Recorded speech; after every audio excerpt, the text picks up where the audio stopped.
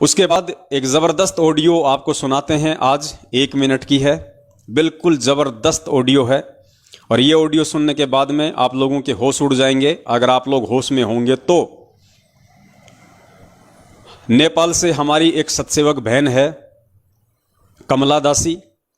कमला दासी के साथ में एक बहन संपर्क में है मुन्नी दासी। कमला दासी के भगत जी हैं लेखनाथ जी।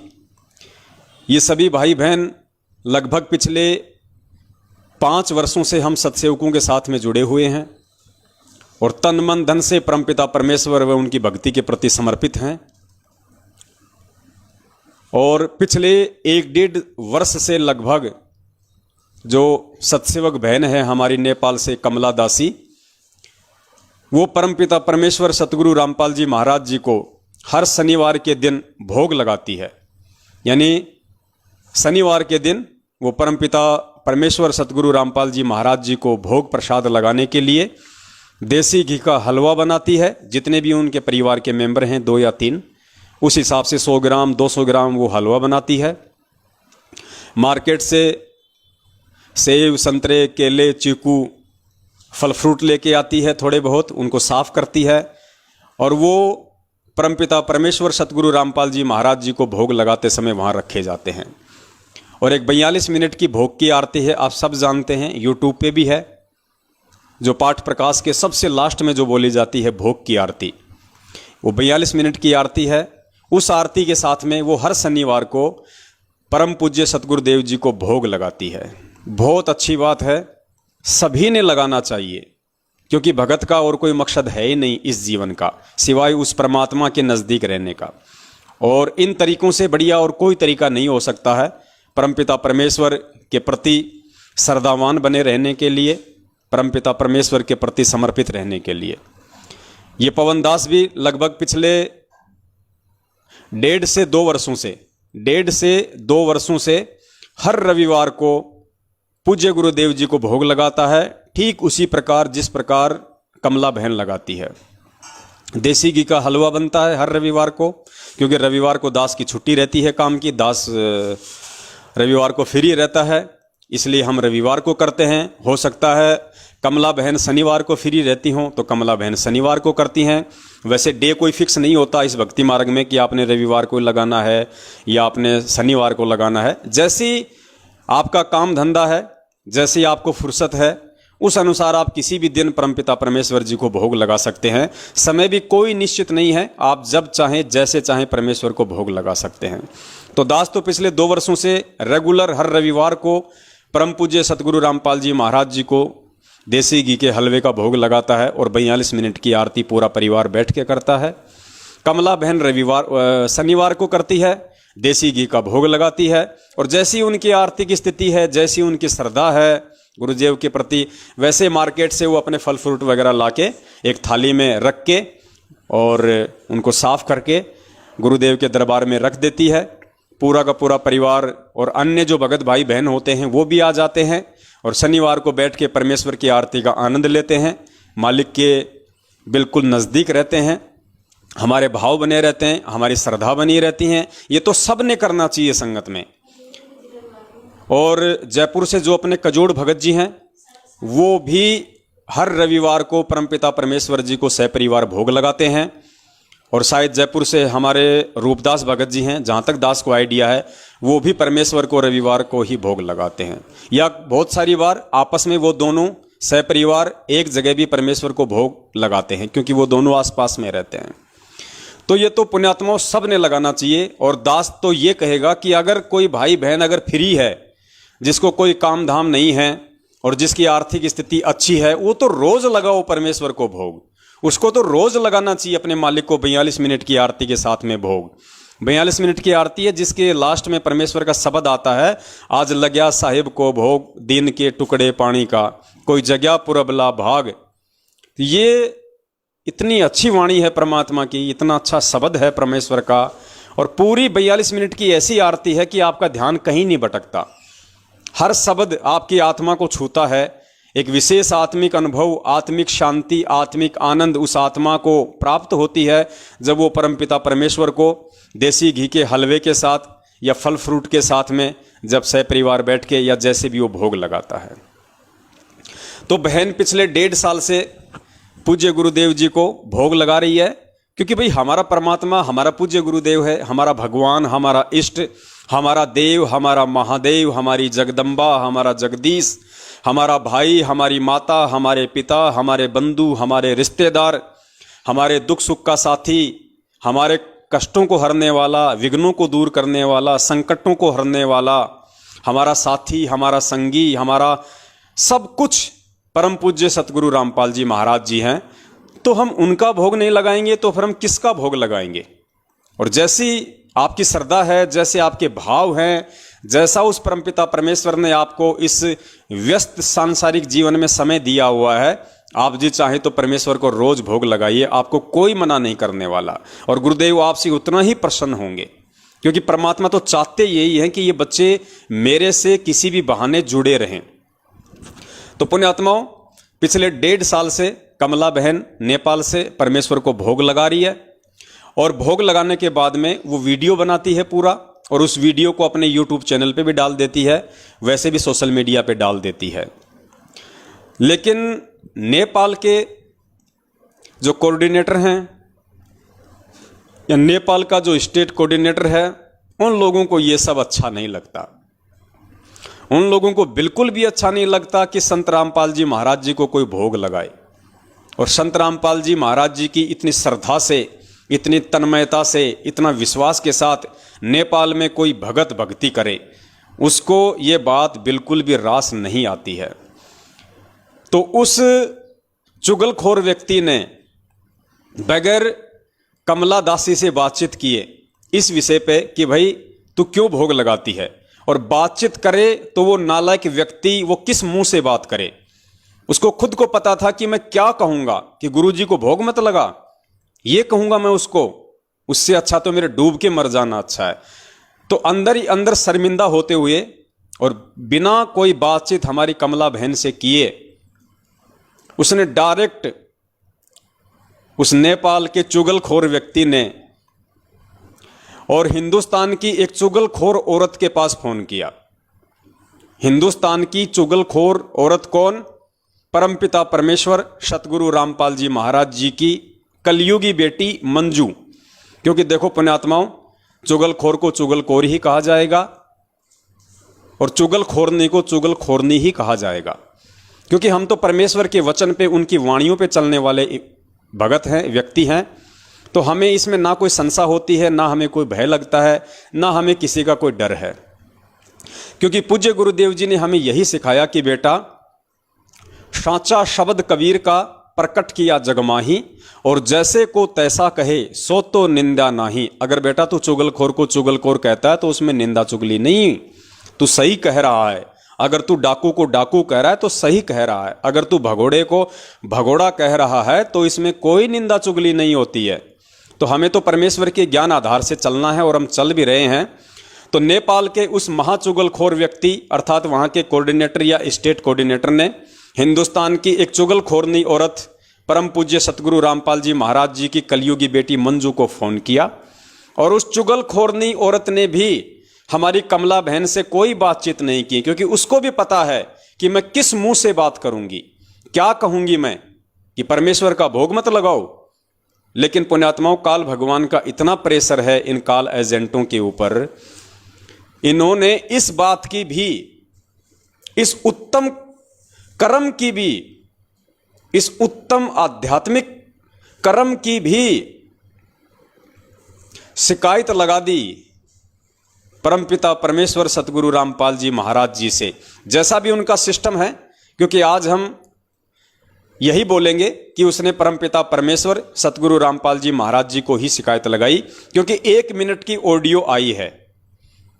बाकी हम तो इन ऑडियो में विश्वास नहीं करते हैं, ये किसकी है, कहां से आती है, हमें इन ऑडियो से कोई लेना देना नहीं होता है। हमारे लिए तो ये ऑडियो बेसलेस हैं, निरर्थक हैं, कूड़े के कचरे की तरह हैं। क्योंकि हमें तो परमेश्वर ने ऑडियो आधार से नहीं बल्कि सत्संग आधार से चलना सिखाया है भक्ति मार्ग पे, यदि सफल होना है तो। लेकिन चलो, जो लोग इन ऑडियो को पूज्य गुरुदेव जी की मानते हैं, तो हम पूज्य गुरुदेव जी का नाम लेके ही चलेंगे, ताकि आप लोग अच्छे से समझ पाओगे।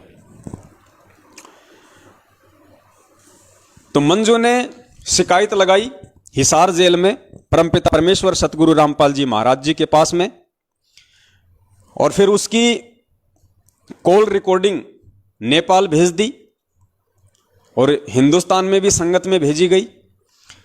तो पुण्यात्माओं, सबसे पहले आपको ये ऑडियो सुनाते हैं, आप जी ऑडियो को ध्यान से सुनना। उसके बाद फिर परमपिता परमेश्वर इन दोनों चुगलखोरों की महा अज्ञानता का पर्दाफाश करवाएंगे कि ये किस नीचता पर उतराए हैं, किस घटियापन पर उतराए हैं। इन्हें अपने पराये में भी कोई भेद नजर नहीं आ रहा है। प्रणाम गुरु जी। जी वाह, भक्ति दया करियो परमात्मा। आप ठीक हो मां जी?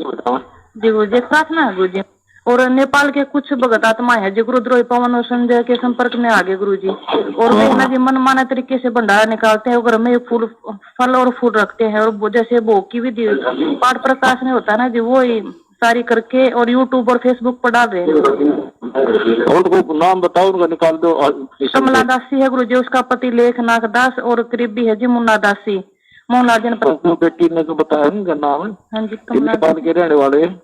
क्या क्या नाम बताए? कमला दासी गुरु जी, उसके पति लेखनाथ दास, उसका पति लेखनाथ। हाँ जी, और करीबी है मुन्ना दासी, इनका सहयोग कर रहे हैं गुरु जी। हाँ, तो ये जितने भगत हैं या तो सुधार कर ले, जो जिस तरह ये गलतियां कर रहे हैं इसको सुधार ले, नहीं तो इनको मिशन से निकाल दिया जाए, इनको गुरुद्रोही घोषित कर दिया जाएगा। इनको लिख कर भेज दो। जी गुरु जी। हाँ ठीक है बेटा जी, दंडवत प्रणाम गुरु जी। और सत्साई पुण्यात्माओं, 1 मिनट की ऑडियो आपने सुनी। मुझे तो सुनते ही बड़ी हंसी आई इस ऑडियो पे कि इन लोगों का अपना भी जो बचा खुचा जो विवेक था वो भी काल भगवान ने हर लिया है, और इन नालायकों को खाली खोका बना के इस पृथ्वी लोक पे इनका चोटा पकड़ के घुमा रहा है काल भगवान। इनको कुछ भी ध्यान नहीं है कि हम क्या कर रहे हैं, हम किस चीज़ की शिकायत कर रहे हैं, किस चीज़ की शिकायत नहीं करनी चाहिए, हम किस से शिकायत कर रहे हैं, क्या उसका रिजल्ट आएगा। पुण्यात्माओं, इसी को कहते हैं काल भगवान की सूक्ष्म चाल। अंदर से पूरा खोका कर दिया सतलोक आश्रम मैनेजमेंट हरियाणा को, बिल्कुल थोता और खोका। पुण्यात्माओं, आप इस भक्ति मार्ग पे लगे हैं, और भक्ति मार्ग का आधार, भक्ति मार्ग का मूल सतगुरु होता है, क्योंकि ये बातें उस तत्वदर्शी संत के सत्संगों से ही मालूम पड़ती हैं। और परमेश्वर भी कहते हैं मंगलाचरण के लास्ट में कि 33 कोटि या धारा, आगे क्या वाणी, 33 कोटि या धारा ध्यावे सहस 88, उतरे भव जल पारा, कट है यम की फांसी। यानी 33 कोटि या धारा। फिर आगे उस मंगलाचरण में सरलार्थ किया गया है कि वो पूर्ण परमेश्वर, वो सबका दाता, वो सबका सृष्टि रचनहार, वो कबीर परमेश्वर 33 कोटि या धारा अर्थात 33 करोड़ देवी देवताओं की भक्ति का मूल आधार भी वो कबीर परमेश्वर ही है। और 33 करोड़ देवी देवता भी उस एकमात्र परमपिता परमेश्वर की ही आराधना करते हैं, उसी को अपना आधार मानते हैं, उसी को अपना मूल मानते हैं, अपना सब कुछ मानते हैं। आप लोगों ने देखा होगा मोटरसाइकिल का जो पहिया होता है, जो रिम होती है, या साइकिल की जो रिम होती है, और चारों तरफ उसके वो ताड़ियाँ होती हैं वायर से, और बीच में उसके एक्सल होता है, एक्सल। अब पुण्यात्माओं, वो जो एक्सल है वो उस टायर और उस जितनी भी वो ताड़ियाँ हैं वो उन सब का आधार है। उस एक्सल के सहारे वो टायर घूम रहा है, वो टायर बिल्कुल गोल है, वो रिम बिल्कुल गोल है। अगर वो एक्सल ना हो तो वो टायर जो है वो किसी भी गाड़ी में फिट नहीं किया जा सकता। इसी प्रकार ये जो पूर्ण परमेश्वर हैं, जो वर्तमान में सतगुरु रामपाल जी महाराज जी के रूप में धरती पे प्रकट हैं, ये उस एक्सल की तरह इस सकल सृष्टि का आधार है। जितने भी देवी देवता हैं, ब्रह्मा विष्णु महेश हैं, काल है, दुर्गा है, ये अपनी भक्ति का मूल आधार, अपना मूल केवल उस परमपिता परमेश्वर को ही मानते हैं। तभी तो उसने गीता जी में अर्जुन से कहा कि अर्जुन, तुझे गुप्त से गुप्त बात बताता हूं कि मेरा इष्ट देव भी वही है, और तुझे अगर उसकी प्राप्ति करनी है तो किसी तत्वदर्शी संत की तलाश कर ले। तो पुण्यात्माओं, फिर हम जीवों की क्या औकात जो उस परमेश्वर के अलावा कोई दूसरा हमारा आधार हो। और जब हमारा वही एकमात्र आधार है तो पुण्यात्माओं फिर हम किसको भोग लगाएं, हम किसको भोग लगाएं फिर उसको छोड़ के। मतलब विचार करना होगा आज संगत को कि हम जिस परमपिता परमेश्वर सतगुरु रामपाल जी महाराज जी को अपना परमेश्वर मान चुके हैं,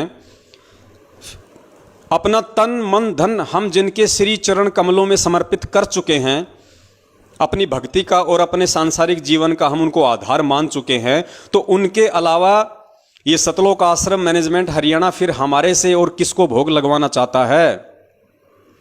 और इस मंद बुद्धि औरत मंजू को तो इतना भी ज्ञान नहीं रहा, आभास नहीं रहा कि नालायक कम से कम इतना ही सोच लेती कि ये लोग मेरे बाप को भोग लगा रहे हैं। अरे मंजू, हम तेरे बाप को ही भोग लगा रहे हैं, हम किसी और को भोग नहीं लगा रहे, हम तेरे बाप को भोग लगा रहे हैं, तेरे बाप को, जिसे पूरी दुनिया सतगुरु रामपाल जी महाराज कह रही है। और तेरे बाप को भोग लगाते लगाते भी तेरे को अच्छा नहीं लग रहा, तेरे को रास नहीं आ रहा, तो दुनिया का सबसे बड़ा गुरुद्रोही और काल एजेंट और कौन हो सकता है दुनिया में। पुण्यात्माओं, मेरे बाप की यदि कोई प्रशंसा करे, मेरे बाप की यदि कोई बड़ाई करे, मेरे बाप को अगर 50 जगह अगर कोई कहे कि भाई जो पवन दास का जो पिताजी है भाई बहुत अच्छा है, भाई आदमी एकदम इंसाफ शरीफ आदमी है, जो बात बोलता है बिल्कुल मुंह पे बोलता है, और कोई यदि मेरे बाप को भोग लगाए, मेरे बाप को देवी देवताओं की तरह पूजे, तो पुण्यात्माओं मेरा सीना तो फक्र से चौड़ा हो जाना चाहिए, मेरा तो 1.25 किलो खून बॉडी में डेवलप हो जाना चाहिए। और यहां क्या हो रहा है पुण्यात्माओं, इस मंजू के बाप का वो बहन भोग लगा रही है, इस मंजू के बाप को वो बहन अपना भगवान समझ रही है, अपना परमात्मा मान रही है, और ये नालायक कह रही है कि नहीं, मेरे बाप का भोग मत लगा, मेरा बाप भगवान नहीं है, मेरे बाप का भोग मत लगा। पुण्यात्माओं, इससे ज्यादा मंद बुद्धि औरत और इस दुनिया में कौन हो सकती है। अब तू क्या चाहती है मंजू दीदी, तेरे बाप का भोग ना लगाएं तो क्या तेरी मां का लगाएं, तेरे चाचा का भोग लगाना शुरू कर दें, या तेरे दोनों भाइयों का और तेरे पति संजय भगोड़े का भोग लगाना शुरू कर दें, ये चाहती है क्या। पुण्यात्माओं, दिमाग का स्तर इन लोगों का कितना नीचे गिर चुका है, ये भी इनमें कॉमन सेंस भी नहीं रही। ये कम से कम इतना तो सोचती है प्रार्थना लगाते समय कि नेपाल की जो सत्सेवक बहन है कमला दासी, वो किसका भोग लगा रही है, किसको भोग लगा रही है, उस भोग की थाली के सामने फोटो किसकी रखी है। अरे नालायक, तेरे खुद के बाप की रखी है, जिसे तू अपना शरीर का बाप भी कहती है, और अपना आध्यात्मिक बाप तो तू उनको नहीं मानती, वो तो हमें पता है, लेकिन कम से कम अपने शरीर का बाप तो समझ ले। और तेरे को तो इसमें खुशी होनी चाहिए थी, तेरे को तो इसमें प्रसन्नता होनी चाहिए थी कि दुनिया मेरे बाप को भोग लगा रही है। लेकिन पुण्यात्माओं, जैसा कि दास बार बार कहता है कि इस धरती पे ये साक्षात काल के एजेंट हैं, इसलिए इन लोगों को यह भी रास नहीं आ रहा कि कोई मेरे बाप को भी भोग लगाए। इन्होंने सतगुरु रामपाल जी महाराज जी को अपने घर की प्रॉपर्टी समझ रखा, अपने घर की प्रॉपर्टी, उनके ज्ञान को और उनको इन लोगों ने अपने घर की प्रॉपर्टी समझ रखा है। तो मंजू दीदी, हम तेरी मां का भोग तो लगाएंगे नहीं, चाहे तू कितने पैर पीट ले, और ना हम तेरे चाचा का भोग लगाएंगे, उस काल एजेंट का, भगोड़े का, और तेरा तो स्वप्न में लगाने की सोच भी नहीं सकते, ऐसी चुगलखोर का, जिसको ये नहीं पता कि मैं कहां प्रार्थना कर रही हूं, किस चीज की प्रार्थना कर रही हूं। अरे ये भी कोई प्रार्थना हुई क्या। अरे भगत किसका भोग लगाएगा है? अरे अपने बाप का नहीं लगाएगा, अपने गुरु का नहीं लगाएगा, तो क्या कादर खान का भोग लगाएगा। मंद बुद्धि औरत, इतना तो तेरी इसमें तेरी खोपड़ी में आ जानी चाहिए थी ये बात। क्या तेरा स्तर इतना नीचे गिर गया, पाताल लोक में चला गया। तुझे ये भी मतलब ये प्रार्थना लगाते समय भी तेरे को 1% भी ये शर्म नहीं आई तुझे। चलो हमारी तो तूने प्रार्थना लगा दी, कोई बड़ी बात नहीं है, तुम कुछ भी कर सकते हो, लेकिन तू प्रार्थना किससे लगा रही है। अरे इतनी तो तेरे को शर्म आनी चाहिए थी कि मैं भगवान से कह रही हूं कि दुनिया भगवान का भोग लगा रही है, तू शिकायत कर रही है। दुनिया जिस भगवान का भोग लगा रही है और जो भगवान चाहता है कि दुनिया मेरा भोग लगाए, उसी भगवान से तू प्रार्थना कर रही है। तेरी बुद्धि का स्तर कहां पानी लेने गया है। पुण्यात्मा, इनकी बुद्धि घास चरने चली गई, बिल्कुल ये खाली हो चुके हैं एडी से लेके चोटी तक। ये खुद तो डूबे हुए हैं, ये बाकी संगत को भी लेके डूबेंगे। तो आप लोगों ने सावधान रहना है। और मैं तो निवेदन करूंगा आज इस लाइव साध संगति के माध्यम से, मेरे जितने भी भगत भाई बहन मुझे सुन पा रहे हैं, देख पा रहे हैं, पुण्यात्माओं, अब विनाश का समय बहुत निकट है, क्योंकि परमेश्वर की असुर निकंदन रमैणी में जो वाणी है कि आवेगा दखन से दीवाना काबुल का, काल किलकिलियम गल है तुर्काना, किलकिलियम अवतार कला, जीतन जन झुंझमुला। तो पुण्यात्माओं, वो जो काबुल का जो यूज किया गया वहां पे कि सबसे पहले काबुल देश पे अटैक होगा, फिर काबुल देश की रक्षा के लिए दूसरी मुस्लिम कंट्री आएंगी, फिर दूसरे के पक्ष में दूसरी कंट्री आएंगी और ये विश्व युद्ध शुरू हो जाएगा। और उसके बाद में मुस्लिम देश 90% आपस में लड़के कटके ही मर जाएंगे। तो आप जी आज देख रहे हैं आजकल न्यूज़ियाँ, अगर आप न्यूज़ देखते हैं मीडिया में, कि जो तालिबान है उसने अफगानिस्तान के ऊपर किस प्रकार से अपना कब्जा जमाना शुरू कर दिया, क्योंकि अफगानिस्तान से अमेरिका ने अपनी सेना हटाने की घोषणा कर दी है। काफ़ी सैनिक अमेरिका चले गए हैं जो पिछले 20-25 साल से अफगानिस्तान में थे। जैसे ही अमेरिकी फौजें अफगानिस्तान से हटी हैं, तुरंत तालिबान ने अफगानिस्तान पे धावा बोल दिया। मार काट शुरू हो रही है, रोजाना सैकड़ों की संख्या में लोगों को मारा जा रहा है। तो पुण्यात्माओं, वो समय अब शुरू हो चुका है और आने वाले समय में अगर हम लोगों को अगर बचना है तो पुण्यात्माओं, हमने कितनी भक्ति बढ़ानी पड़ेगी, हमने किन किन तरीकों से अपने भगवान को खुश करना पड़ेगा, अपने भगवान को हमने प्रसन्न करना पड़ेगा, ताकि उस महाविनाश के समय में हम सुरक्षित रह सकें। और वो विनाश पुण्यात्माओं होके रहेगा, क्योंकि भगवान जेल में बैठने नहीं आया और दुनिया ज्ञान से नहीं समझ सकती। जितने समझने थे उतने समझ चुके हैं, अब केवल दुनिया मार खाकर ठोकर खाकर ही समझेगी। और परमेश्वर ने यदि कलयुग में सतयुग लाना है तो छटनी करनी पड़ेगी, असंख्यों आत्माओं को यहां से जाना पड़ेगा, अकाल मृत्यु को प्राप्त होना पड़ेगा, वरना इस भीड़ में, इस जगत की गंदगी में आप और हम भक्ति नहीं कर सकते। इसलिए महाविनाश होना तय है। तो पुण्यात्माओं, उस समय आप और हम कैसे बचे रह सकते हैं यदि हम इस परमेश्वर के नजदीक ना रहे? तो पुण्यात्माओं, भक्ति तो हम कर ही रहे हैं सतगुरुदेव जी के आशीर्वाद से।